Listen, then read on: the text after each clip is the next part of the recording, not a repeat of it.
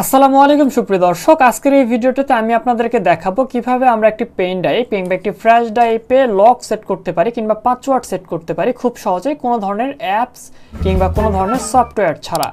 আজকের এই ভিডিওটা খুবই ইন্টারেস্টিং হতে যাচ্ছে। চলুন বেশি কথা বাড়াবো না, আজকের ভিডিওটি শুরু করা যাক। আপনি যদি চ্যানেলের মধ্যে নতুন দর্শক হয়ে থাকেন অবশ্যই সাবস্ক্রাইব করতে পারেন।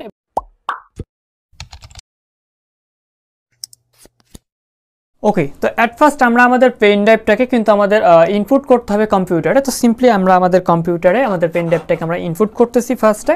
তো অবশ্যই আপনারা ফার্স্টে ইনপুট করে নেবেন আপনাদের পেন ড্রাইভটাকে। তো পেন ড্রাইভে ইনপুট করার পর আপনাদের অবশ্যই অপেক্ষা করতে হবে এবং দেখতে পারতেছেন আমাদের পেন ড্রাইভটা কিন্তু অলরেডি কম্পিউটারে পাইছে। এবং আমরা চাইলে আমাদের কম্পিউটার থেকে আমাদের পেন ড্রাইভটাকে একবার আমি কিন্তু ফরগেট করতে পারি কিংবা একবার রিস্টার্ট করতে পারি।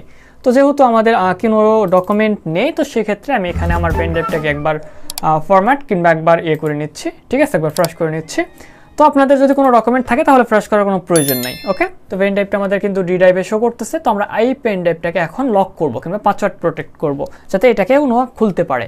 ওকে, তো এটা পাসওয়ার্ড প্রোটেক্ট করার জন্য আমাদের সর্বপ্রথম কি করতে হবে, এখানে জাস্ট আমাদের এই মাউসের রাইট বাটন ক্লিক করতে হবে, ঠিক আছে।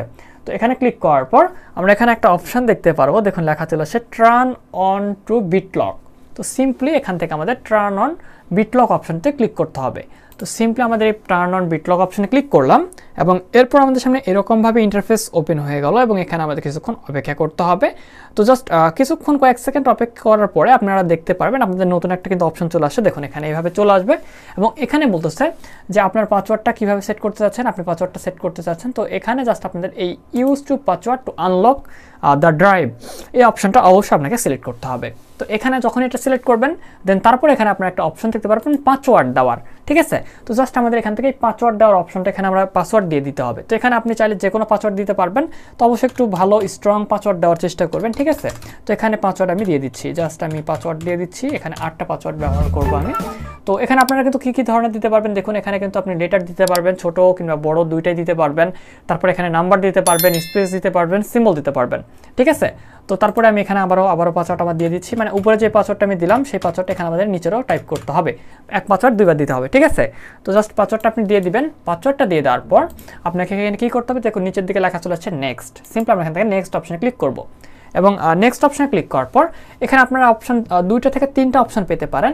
তো আপনি এখান থেকে অন্য অপশানে না যাওয়ার প্রয়োজন নেই, আপনি জাস্ট এখান থেকে একটা অপশান পেয়ে যাবেন, দেখবেন লেখা আছে সেভ টু রিকভারি কি এ ফাইল। সিম্পলি আপনাদের এই অপশানটাতে ক্লিক করতে হবে। তো এই অপশানটা আপনি সিলেক্ট করবেন। তো এই অপশানটা সিলেক্ট করার পর আপনার এখানে বিট লকের একটা কিন্তু পাসওয়ার্ড কিংবা একটা রিকভারি কোড শো করবে। তো সেটা কিন্তু অবশ্যই এখান থেকে আপনাদের সেভ দিতে হবে। এখান থেকে দেখুন লেখা আছে সেভ। তো সিম্পলি আপনি এখান থেকে সেভ অপশানে ক্লিক করুন এবং সেভ অপশানে ক্লিক করার পর এখান থেকে আপনাকে আবারও নেক্সট অপশানে কিন্তু ক্লিক করতে হবে। জাস্ট আমি নেক্সট অপশানে ক্লিক করলাম এবং তারপর আপনাদের লাস্ট একটা অপশান এখানে চলে আসে, দেখুন এখানে স্টার্ট ইনক্রিপ্টেড। তো সিম্পলি আমাদের এখান থেকে স্টার্ট ইনক্রিপ্টেড অপশানে ক্লিক করতে হবে, ঠিক আছে। তো এখান থেকে যখন আমি ক্লিক করে দেবো আমাদের অপশানটা কিন্তু শো করতেছে। দেখুন আমাদের কমপ্লিট হতে কয়েক সেকেন্ড সময় লাগতে পারে কিংবা কয়েক মিনিট সময় লাগতে পারে। যদি আপনার ফাইলের মধ্যে বেশি কিছু ডকুমেন্ট থাকে তাহলে এটা কিছুক্ষণ সময় নেবে। তো চিন্তা করার কোনো কারণ নেই, আপনার এই ফাইলটা কিন্তু অটোমেটিক্যালি এখন আপনাদের সেভ থাকবে কিংবা একবারে নিরাপদ থাকবে।